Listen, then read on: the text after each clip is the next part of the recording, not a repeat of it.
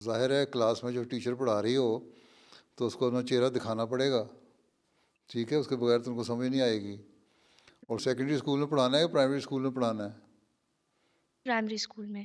تو وہاں تو ویسے ہی بچے ہوتے ہیں، اس لیے ان کے سامنے تو ویسے ہی کھلے ہو کے آنا پڑے گا تاکہ ان کو سمجھ آئی، ان کو سمجھانا بھی پڑے گا۔ حیا دار کپڑے ہونے چاہیے اور سر ڈھکا ہونا چاہیے، ہیں؟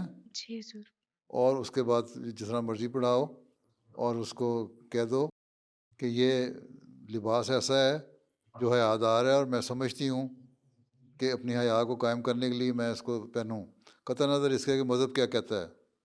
ہوں؟ اور مذہب مجھے میرا سکھاتا ہے، وہ یہی سکھاتا ہے کہ حیا دار رہو، اور یہ آج کا مذہب نہیں ہے، یہ تو ہمیشہ سے ہر مذہب کی تعلیم یہی ہے کہ حیا جو ہے وہ قائم رکھو۔ حضرت موسیٰ جب گئے تھے ہجرت کر کے اپنے علاقے سے مدین میں، تو وہاں جب وہ دو لڑکیاں کھڑی تھیں، وہ حیا کی وجہ سے مردوں میں نہیں جا رہی تھی نا پانی پلانے کے لیے اپنے جانوروں کو، ٹھیک ہے، جی حضور۔ ان میں حیا تھی، اور انہوں نے کہا ہم جب تک یہ مرد نہ ہٹیں ہم پانی نہیں پلا سکتی، ہم ان میں مکس نہیں ہو سکتی۔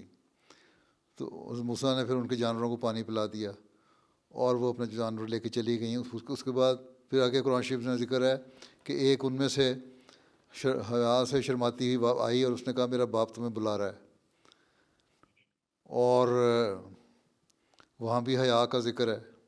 اس کا مطلب حیا ہونی چاہیے عورت میں، یہ جس کو ماڈسٹی کہتے ہیں، اور اسی میں اس کی ڈگنیٹی ہے، اس میں اس کا وقار ہے، ٹھیک ہے۔ یہ قائم رکھنے کے لیے ہر مذہب نے اسی کی تعلیم دی ہے، صرف اسلام کی بات نہیں۔ اور اسی کو قائم کرنے کے لیے تم لوگ کہتے ہو عیسائی ہو، تو عیسائیوں میں حضرت مریم نہیں لباس پہنتی تھیں حیا دار، یا جن کو تم کہتے ہو ننے ہیں ہماری خاص تعلیم دینے کے لیے، وہ بھی حیا دار پہنتی ہیں۔ اس کا مطلب ہے کہ ایک تصور ہے تمہارے حیا کا کہ نیک عورت جو ہے وہ حیا میں رہے اور حیا دار لباس پہنے، اور یہ میرا حیا دار لباس ہے جس کی وجہ سے میں پہنتی ہوں، اور یہی میری تعلیم ہے، یہ میرا مذہب ہے، میرا مذہب بھی ہے اور میری اپنی پسند بھی ہے، کیونکہ میں نے جب مذہب کو قبول کیا ہے تو پھر مجھے ضروری ہے کہ میں اس کے تعلیم پہ عمل بھی کرنے کی کوشش کروں۔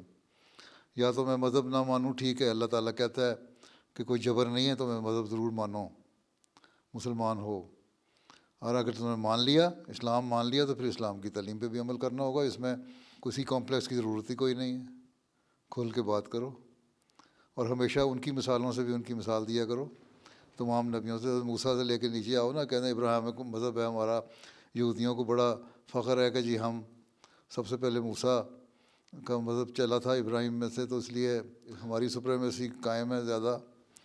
اس کے بعد عیسائی اور مسلمان آتے ہیں تو ٹھیک ہے، تو پھر عمل بھی کریں۔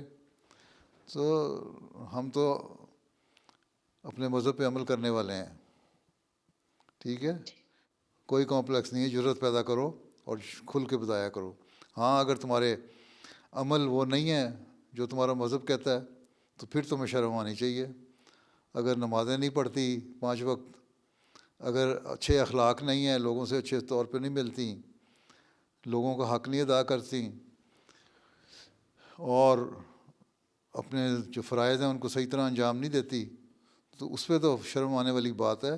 مذہب کے اظہار پہ تو شرم آنا نہیں چاہیے۔ اگر اچھی ٹیچر ہو، بچے خوش ہیں، اچھے اخلاق ہیں، تمہارے فیلو سٹاف ممبر تمہارے سے خوش ہیں، تو پھر کوئی مسئلہ ہی کوئی نہیں، جی، ٹھیک۔ جزاک اللہ حضور۔